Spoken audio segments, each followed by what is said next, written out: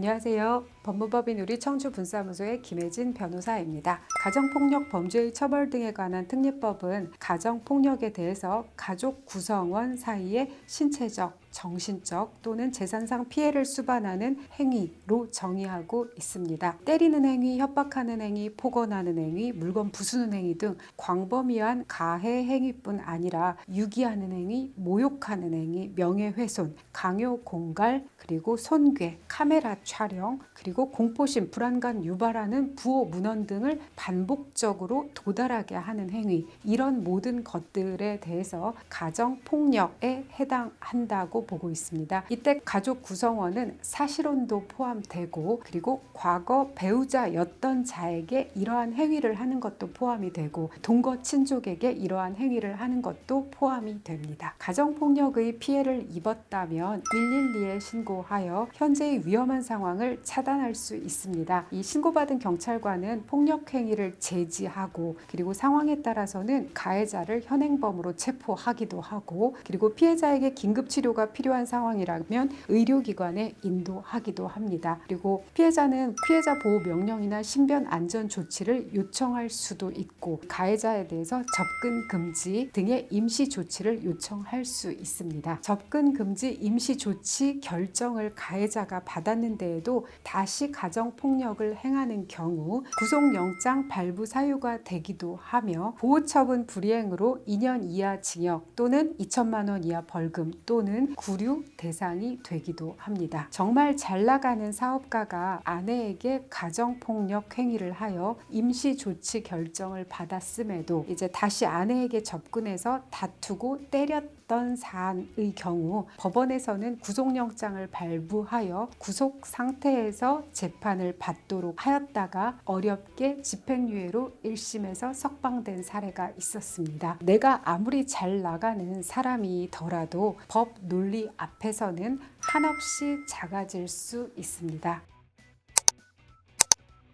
내 감정이 변하지 않더라도 내 태도는 변할 수 있고, 그리고 상황에 따라서 상대방의 나에 대한 감정이 변할 수 있다는 것을 전제로 해서 위험이 감지되었을 때는 상황을 적시하고 그 상황에 맞게 대응하시는 게 현명해 보입니다. 가정폭력 대응 방법의 다른 하나는 이혼소송을 제기하는 것입니다. 앞에서 열거한 가정폭력을 당했을 경우 민법 840조 3호 부당한 대우에 해당하여 이를 사유로 이혼 청구, 그리고 위자료 청구할 수 있습니다. 또한 접근 금지 사전 처분을 이제 신청하여 결정받을 수 있습니다. 임시 양육자 지정이나 양육비 결정, 그리고 면접 교섭에 대한 처분보다 접근 금지 사전 처분 신청은 통상 좀 더 신속히 결정이 이루어지고 있습니다. 예전에 비하여 가정폭력을 당하고도 참고 사시는 분이 많지는 않습니다. 그러나 아직도 가정폭력을 당하고도 참고 사시는 분도 많습니다. 이러한 분들의 경우 그 화를 제대로 다스리지 못해 자녀와 배우자에게 잘못된 방식으로 표출하여 오히려 피해자가 가해자로 둔갑한 경우를 보기도 하였습니다. 이 지경까지 갔다면 위자료 재산 분할 측면에서